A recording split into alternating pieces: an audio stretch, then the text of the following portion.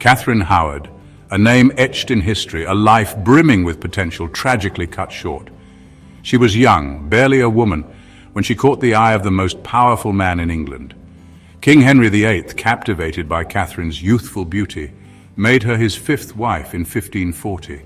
Her laughter could light up a room, her charm impossible to resist. Catherine, thrust into a dazzling world, seemed to blossom. For a fleeting moment she knew happiness, unaware of the storm clouds gathering on the horizon. Her past, a tangled web of youthful indiscretions, lurked in the shadows, waiting to resurface. Catherine harbored secrets. Before her marriage to the king, there were others. Francis Derham, her first love. Their affair was passionate. Then came Thomas Culpeper. He was taken by Catherine's charm. These past relationships would be her undoing. Her enemies seized upon these rumors. The whispers, like a venomous serpent, slithered into the king's heart. At first he refused to believe them. His Catherine, his Rose, capable of such treachery, impossible. But the seeds of doubt had been sown. The king, consumed by suspicion, ordered an investigation. The hunt was on.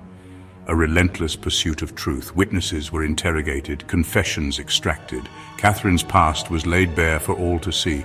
The king, heartbroken and enraged, felt betrayed. The court was now shrouded in fear and suspicion. Catherine's world crumbled around her. Her ladies-in-waiting now looked upon her with pity and fear. The king's love had transformed into a dangerous weapon. She was alone, facing accusations that could cost her everything. The arrest was swift and merciless. Torn from her chambers, Catherine was imprisoned in the Tower of London. The cold, damp stone walls, a stark contrast to her luxurious surroundings. The mournful cries of ravens circled overhead. She was accused of treason, a crime punishable by death. The charges were read aloud: adultery, treason, betrayal. She was denied a trial, any chance to defend herself. The king, consumed by rage, had already passed judgment.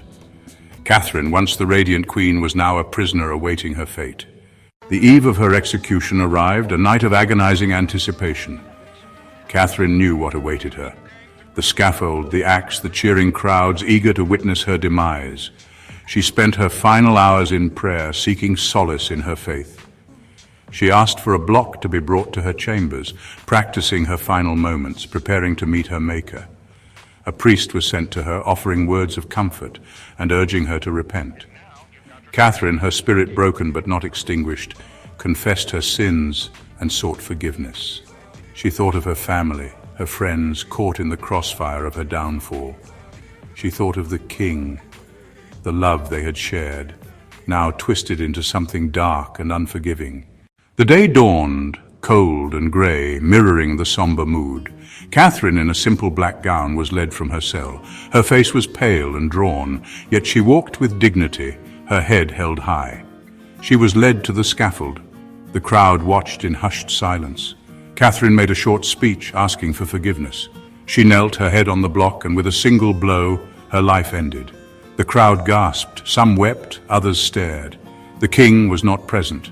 He chose to distance himself, leaving Catherine alone. Catherine Howard, the fifth wife of Henry VIII, was buried in the chapel of St. Peter ad Vincula. Her grave lay alongside Anne Boleyn's, another of Henry's wives who met a similar fate. The king, consumed by grief, retreated from public life.